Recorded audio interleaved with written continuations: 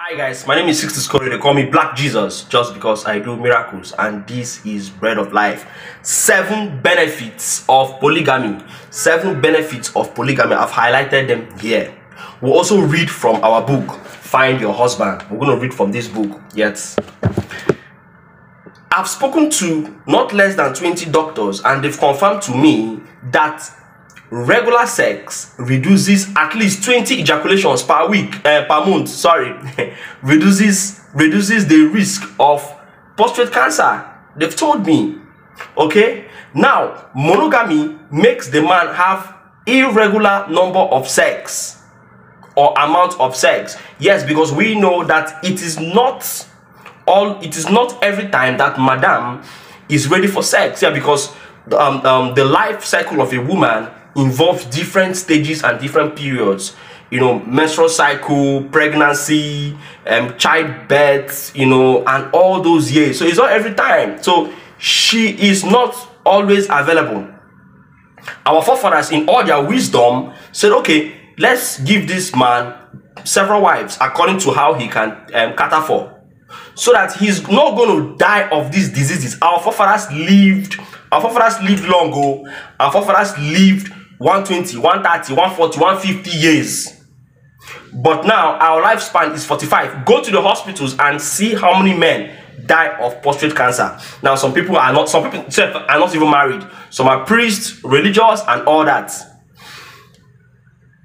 Christianity demonized our tradition. Christianity told us that God created Adam and Eve. Now even in that Adam and Eve story, Lilith was created before Eve. That means Adam had several wives. David, Solomon, Abraham, the people you all worship,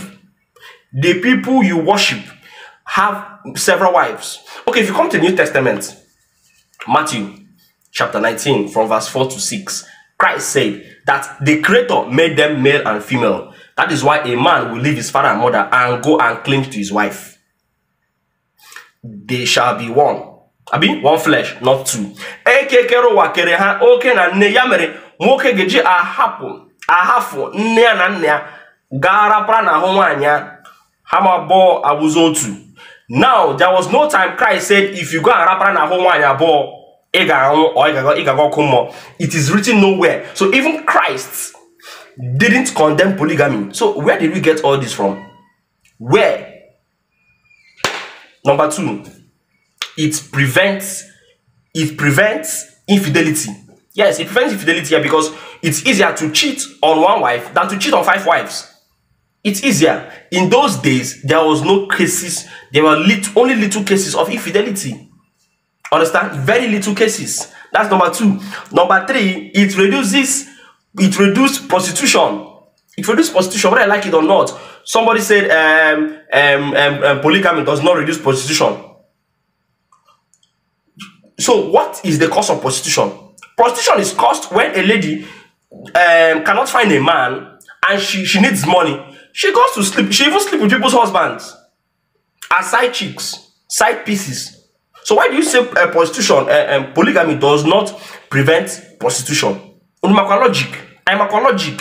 Do we understand simple logic? It does. In those days, prostitution, the way it is now, it is not the way it was before. Yes, I'm not saying polygamy is the solution to our present day prostitution. No. A lot of water has gone under the carpet. A lot of things have changed. Understand? You people have spoiled it already. I'm not saying anybody should marry plenty wives before you misquote me. But the cause of prostitution is poverty.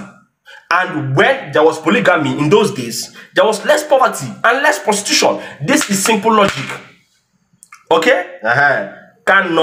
It made men more responsible and rich. Yes, because you know that at 18 you should take a first wife. At 24 you take a second wife. At 35 you take a third wife.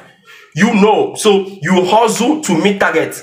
Men were naturally farmers, hunters, different kind of occupations. Men struggled, men hustled, men made money at an early stage. Not now, men are looking for a wife to pay half house rent. They'll pay half, she'll pay half.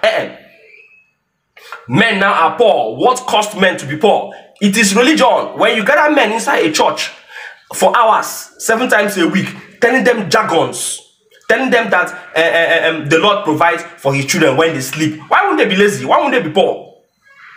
Religion caused poverty. Religion fueled poverty. Religion supported the government that impoverished us. But in those days, when polygamy was involved, our forefathers hustled, our forefathers knew their target, our forefathers knew that they were going to take care of wives and children. They were there. Our forefathers did not complain. They have brainwashed people to believe that polygamy humiliates a woman. The same way you are brainwashed to believe that a slave woman is more beautiful than a woman who has front and back. You don't see Amabi? We all have been brainwashed by religion. That's number 4. Number 5, he said, it increased the availability of men for marriage. Our forefathers in their wisdom knew that women are there for continuity. A man can give birth to a child even from the grave. A man can give impregnate his wife and die, and even in his grave the child is born. But women cannot, and women have lives few ages for productivity. A man can give impregnate a woman at 90, 100, you all know, but a woman cannot give birth at 45, 50. So women are more than men. So to make our population to have that continuity, they married several wives. Understand? So it made men available. Now, where are the men? Men are no longer available for marriage. Men are no longer available for marriage. Yes, because everybody is now marrying 1-1. Those people marrying 1-1 could have married 5-5. Now, you women now are the ones suffering it. That same Bible you love so much, that same Bible you have accepted, that same Bible that you fight people for, is the one leading you now to confusion. Are you not sleeping with people's husbands? But you don't want polygamy. That's number 5. Number 6, for economic and political power, it increased numbers. It increased our numbers. When like China, India, when they are made, even Nigeria, we have economic power. When you have so many people in the environment, the community, you have human resources, business, jobs, innovations, technology, different things. Yeah, but you know, we are now reduced. Look at the Southeast. We are now reduced. Our numbers have reduced, even politically. Even politically. Now, the people that brought the Arabians that brought Islam allowed them to marry several wives.